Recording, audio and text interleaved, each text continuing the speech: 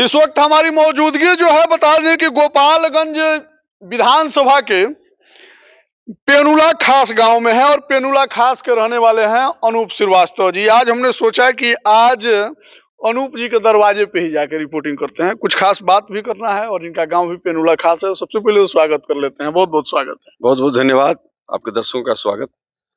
भावी विधायक प्रत्याशी के तौर पे गोपालगंज की जनता अनूप श्रीवास्तव को देख रही है, इस पे आप क्या कहेंगे?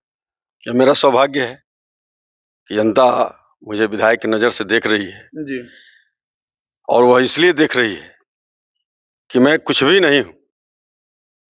मैं पार्टी के एक कार्यकर्ता के रूप में लोगों के दुख सुख में जो मुझे जब भी याद करते हैं मैं उपस्थित होता हूं और जितनी मेरी क्षमता है उस क्षमता के अनुरूप मैं उनका स्वागत करता हूं, उनकी सहायता करता हूं और उनके दुख को बांटने का प्रयास करता हूं। अच्छा, भारतीय जनता पार्टी के ही 5 बार से विधायक हैं आपके गोपालगंज सदर के, ठीक है, लेकिन गोपालगंज आज भी मतलब गोपालगंज का विकास कई मामलों में रो रहा है, ठीक है, क्या कहेंगे इस पे?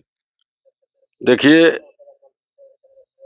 5 बार के विधायक जिसे आप कह रहे हैं जी, दुर्भाग्य से वो हमारे बीच नहीं है जी, लेकिन मुझे गर्व है कि मैं जब जिलाध्यक्ष था तो मेरी आंतरिक इच्छा थी कि मेरे अध्यक्षीय कार्यकाल में गोपालगंज में 2 सीट हम लोग पहले जीतते थे विधायक का, कि कम से कम 1 सीट हम बढ़ाएं और उसी अभियान के अंतर्गत हमने सुभाष सिंह जी को पार्टी में ज्वाइन कराया था और टिकट दिलाने में भी उनकी सहायता की थी। और उनका पहला चुनाव मुझे लग रहा था मैं स्वयं प्रत्याशी हूं, इतना खुशी में मैं था, इतना उत्साह में मैं था और वो चुनाव हम लोगों ने जीतने का काम किया। उसके बाद अनवरत भारतीय जनता पार्टी का झंडा गोपालगंज विधानसभा में गड़ गया। दुर्भाग्य से हमारे बीच नहीं है और सहानुभूति में उनकी पत्नी को टिकट दिया गया था और जब तक नए प्रत्याशी की घोषणा नहीं होती है तब तक तो प्रत्याशी के रूप में जनता उनको भी देखती है, जनता उनको भी देखती है, लेकिन नाम चल रहा है, पब्लिक जो है आपको पसंद कर रही है और पब्लिक का कहना है कि मतलब अनूप जी को भी मौका मिलना चाहिए। 52-53 वर्ष से सेवा दे रहे हैं भारतीय जनता पार्टी के लिए, वोट मांगते हैं घूम घूम के गली गली बिना किसी पद पे रहते हुए, ठीक है, जिला अध्यक्ष रहे हैं, उसके बाद से अभी तो आप छपरा के प्रभारी बनाए गए हैं हालांकि, ठीक है, लेकिन क्षेत्र में कोई संवैधानिक पद आपके पास नहीं है, जैसे कि विधायक हो गया, सांसद हो गया, एमएलसी हो गया, उसके बावजूद भी लोगों का मदद करते हैं। थोड़ा पावर आ जाएगा तो थोड़ा और पावर में आ जाएंगे जी। देखिए, जनता प्रतिनिधि के रूप में जी, सर्वसुलभ व्यक्तित्व को खोजती है जी, कि जब चाहें जहां चाहें मैं कॉल करूं वह आदमी उपस्थित हो जाए, मेरी सहायता करे। जी, जी। और मैं आपको बता देता हूं कि 2 नंबर है मेरे पास मोबाइल का और मेरा मोबाइल कभी स्विच ऑफ नहीं होता है। 12 बजे कोनो ना कोनो बोलते रहता है, दोनों खुला रहता है। जी, रात में 12 बजे कोई फोन करे, दिन में करे, मैं कॉल उठाता हूं। जी, जी। अगर किसी कार्य बात सही बा, हाँ हाँ फोन सही उठाते बात। हैं, क्या नाम पड़ी? क्या कर राहुल हमारा रियासत अंसारी रियासत चाचा, फोन उठाते हैं, मदद करते हैं लोगों का, जे खोजला ओकरा के यहाँ के करी ले हाँ, सब का मने टिकट उकट मिली तो वोट उठ दिया कि ना दिया? काहे न दिया जी हमरा गांव के बानी वोट न दिया जी। हाँ? सब ये लोग मानी जो भारतीय जनता पार्टी के कोनो मियां वोट दिले बा, काहे न माने। हाँ? हाँ मनबे करे माने ललू। क्या नाम पड़ी चाचा? जयचंद्र प्रसाद। अच्छा, क्या लग रहा है? टिकट मिलना चाहिए, झंडा लहरा जाएगा, झंडा लहरा जाएगा एकदम निसंदेह, सोचना ही नहीं है। क्या कहेंगे जी?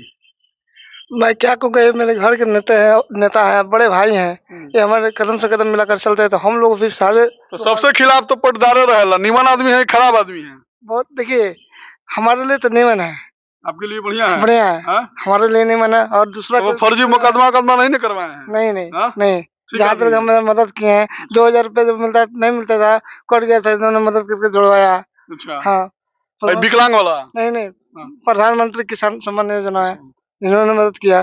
अब आता है 2000? हाँ आता है 2000। अब तो सुनने में आ रहा है कि काजी मिला था कि ना 1100 रुपया वृद्धा पेंशन? हाँ मिलते बा, आई रहलो। हाँ, 11 तारीख के 1100 हम जाके ले आए। वाह, 1100 तो मिल गया। रोड आवे लेकिन अभी ना क्राइटेरिया फुलफिल नहीं कइले। हां ना ये बिजली बिल वाला क्या सिस्टम है जी, 125 यूनिट वाला?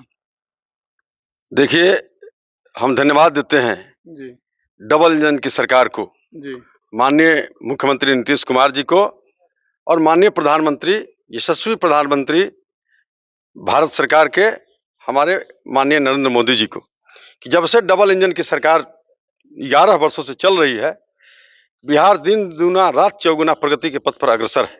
ठीक है। और सबसे बड़ी बात कि गरीबों को आइए थोड़ा बढ़ते बढ़ते बताइए। 125 यूनिट बिजली जी मुफ्त में देने का काम बिहार की सरकार, डबल इंजन की सरकार ने ये काम करने का काम किया है। जी जी इससे गरीबों को काफी राहत होगा। जी और उसका भी क्या नियम कानून है, क्या प्रक्रिया है, ये अगले मंगलवार को जब कैबिनेट बैठेगी तो उसमें डिसाइड हो जाएगा। लेकिन 125 यूनिट बिजली फ्री मिलेगा। अच्छा, इसका क्रेडिट तो तेजस्वी यादव ले रहे हैं, इसका क्रेडिट कांग्रेस ले रही है, इसका क्रेडिट प्रशांत किशोर ले रहे हैं कि आज हम लोगों ने आवाज उठाना शुरू किया और सरकार के कानों पे जू रेंगा और ये लोग बढ़ाने का कार्य कर रहे हैं। हालांकि इससे भी ज्यादा हम लोग करेंगे। देखिए, तेजस्वी की बात मैं नहीं करता। लालू जी को हटा दीजिए तो तेजस्वी मैंने जीरो वार्ड नहीं जीत पाएंगे। यानी कि लालू जी को आप हीरो मानते हैं? लालू जी हीरो थे, हीरो हैं जी, लेकिन उनके कुकर्मों ने उनको जीरो बना दिया। 15 वर्षों के शासन में सिर्फ घोटाले सुनाई देते थे, चाहे अलकतरा घोटाला हो, पशुपालन घोटाला हो, डिग्री घोटाला हो। तो ये घोटालों के बादशाह बन करके रह गए। और बिहार की विकास की बात छोड़ दीजिए, और आ गया जी। बिहार के विकास की बात तो दूर रही, अपने गांव का विकास नहीं की। अपने गांव का भी जो विकास व्यक्ति नहीं किया, और उनको हिम्मत नहीं हुई लालू जी को कि गोपालगंज के 6 विधानसभा में किसी विधानसभा से आकर के चुनाव लड़े। वो भाग करके राघोपुर दियारा में जाते हैं कि यहाँ सिर्फ यादव है जाति के नाम पर। और आज के तारीख में पूरे बिहार के यादव मतदाता ये समझ गए हैं कि 9वीं फेल व्यक्ति को मुख्यमंत्री बनाने के लिए लालू जी अपना सब कुछ दांव पर लगा दिए हैं।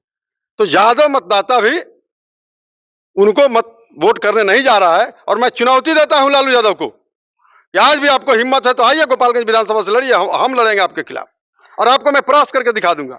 अच्छा, 1973 से आप राष्ट्रीय स्वयंसेवक संघ के कार्यकर्ता रहे हैं, फिर पार्टी का विस्तार हुआ तो पार्टी के संस्थापक सदस्य भी रहे हैं। उसमें आपका योगदान लगा है, अपने खून पसीने और अपने कमाई से पार्टी को आपने सींचा है, ठीक है।